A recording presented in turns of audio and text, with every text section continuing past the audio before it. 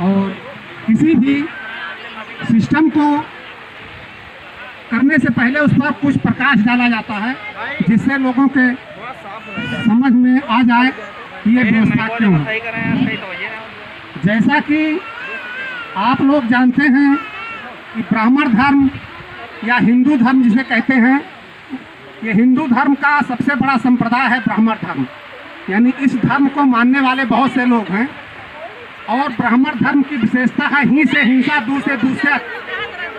जो एक दूसरे का अपमान ना करे वो हिंदू नहीं है। इसको आप प्रत्यक्ष में देखते होंगे कि लड़ाई हम आप करते हैं तो गाली माँ बहन की देते हैं और एक दूसरे जात का अपमान करते रहते हैं। ये ऐसा इसलिए है क्योंकि ये इस धर्म की विशेषता है। अगर वो गाली नहीं देगा माँ बहन की, यानी यौन सूचक अपमान नहीं करेगा, तो वो हिंदू नहीं है। और अगर एक दूसरी जात को एक दूसरे से नीच नहीं दिखाएगा तो वो हिंदू नहीं है। इसीलिए हिंदू शब्द का संक्षिप्त रूप है, यह पूरा श्लोक है लेकिन मैं शार्ट में बता रहा हूँ। हिं से हिंसा, दू से दूसरा। जो हिंसा से दूषित ना हो वो हिंदू नहीं है। अब परेशानी कहाँ से आई?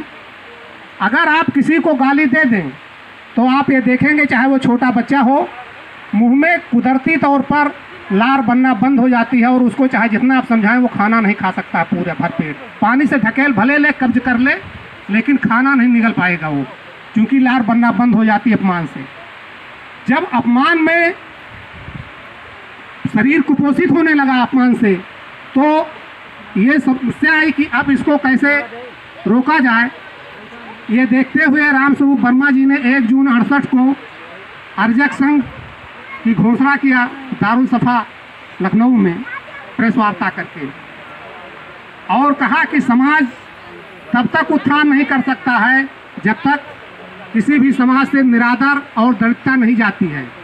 दरिद्रता का कारण वो निरादर है। जब हम एक दूसरे को अपमान करेंगे, हमारा मुंह लटका रहेगा, बेमन से काम करेंगे अपमान हो करके, तो निश्चित है समाज में गरीबी खुद का बखुद पनप जाएगी। इसी व्यवस्था को दूर करने के लिए अर्जक संघ की स्थापना हुई, निरादर को दूर करने के लिए।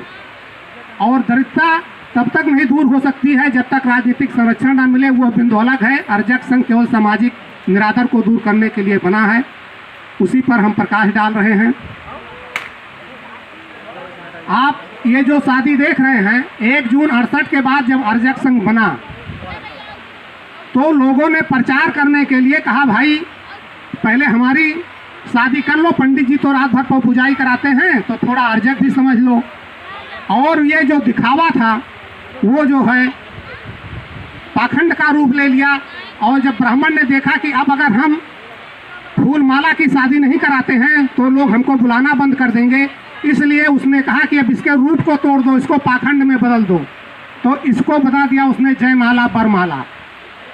ये 68 के पहले आप कहीं दिखा नहीं सकते हैं कि 68 के पहले ये स्टेज प्रोग्राम होता था शादी में। हम लोगों की शादी हुई तब तो साइकिल से पपूजी होती थी और बहू पीछे पीछे चलती, जैसा आप कार्टून में देखते हैं, पिक्चर में देखते हैं, बहू बदल जाती थी। तो घूंघट में कोई किसी को देखते नहीं था, तो चाहे जिसके साथ देखा उसी के पीछे चल दिया। तो वो व्यवस्था खत्म हो गई। अब वो व्यवस्था इसीलिए मंच पर कि दूल्हा दुल्हन एक दूसरे को पहचान लें, कौन ससुर है, किसके साथ जाना है, दूसरे के साथ ना जाएं, वो भी व्यवस्था हो जाती है। इसीलिए ये व्यवस्था दी गई, खुले मंच से सब एक दूसरे को पहचान लें। अब बता रहे हैं, आते हैं कि बरमाला और जयमाला जो ब्राह्मण ने इसको पाखंड में बदल दिया, अर्जक शादी को, वो कैसे बदल दिया। आप देखते होंगे कि शादी के पहले जिसको वो जयमाला कहता है, ब्राह्मण धर्म का हिस्सा है कि एक ऊंच होगा एक नीच होगा, यानी लड़की वाला नीच होगा और लड़के वाला ऊंच होगा। उसने कहा जयमाला लड़की पहनाएगी लड़के को, लेकिन यहाँ तो पहनाया दोनों को जाता है, लड़की भी लड़के को पहनाती है, लड़का लड़की को पहनाता है। तो उसकी जयमाला पर अगर गौर करें तो वहाँ भी वो झूठा साबित होता है और ये स्पष्ट दिखाई देता कि उसने अर्जक को तोड़ मड़ोड़ कर प्रस्तुत किया। दूसरा नाम दिया कि बरमाला। बरमाला में भी जब लड़की बर को पहनाए तो वही बरमाला है, लेकिन लड़का भी लड़की को पहनाता है तो वो बरमाला कैसे हुई जब दोनों एक दूसरे को पहनाते हैं। तो ये बात स्पष्ट हो गई कि ये वरमाला जयमाला का जो स्टेज ब्राह्मण कहता है, ये पाखंड का रूप दे रहा है, जबकि ये अर्जक शादी है। और किसी समय में अर्जक वालों ने केवल अर्जक के प्रचार प्रसार के लिए ये कहा कि भैया बाद में पंडित जी कराएंगे, पहले थोड़ा हमारा भी समझ लो। तो अब सब पढ़े लिखे लोग हो गए हैं और उस मूल बात को समझें और पाखंड को छोड़ें, क्योंकि एक पीढ़ी का पाखंड जो है अगली पीढ़ी में वो परंपरा बन जाता है। और अब ये परंपरा का रूप धारण कर चुका है कि शादी के पहले जयमाला होगा, वरमाला होगा, जबकि ये अर्जक शादी है। इसी के बाद सब खत्म हो जाना चाहिए, ब्राह्मण की कोई ज़रूरत ही नहीं है, क्योंकि वहाँ तो विषमता है और ये समता के लिए ही संघर्ष है।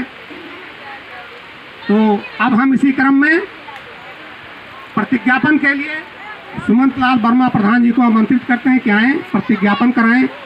और जमुना प्रसाद शर्मा जी जो बहुत पुराने अर्जक के सहयोगी हैं, सबसे पहले हम उनको धन्यवाद देते हैं कि उन्होंने अपने लड़के को और लड़की वालों को प्रेरित किया कि भाई शादी अर्जक से होगी। और लड़की वालों को भी हम बधाई देते हैं, साथ में सारे बाराती और घराती जो भी आए हुए हैं इस समारोह में, जो भी उपस्थित हैं, सबको बधाई देते हैं। क्योंकि किसी भी समारोह की शोभा उसकी पब्लिक ही है, और ये लोग नहीं होंगे तो चाहे जैसे दो लोग गप मारते रहो, उसका कोई महत्व नहीं होता है अगर उसका प्रचार प्रसार ना हो। तो समारोह में शामिल लोगों को मैं बधाई देता हूं और साथ में दूल्हा दुल्हन को भी बधाई देता हूं कि जो प्रतिज्ञापन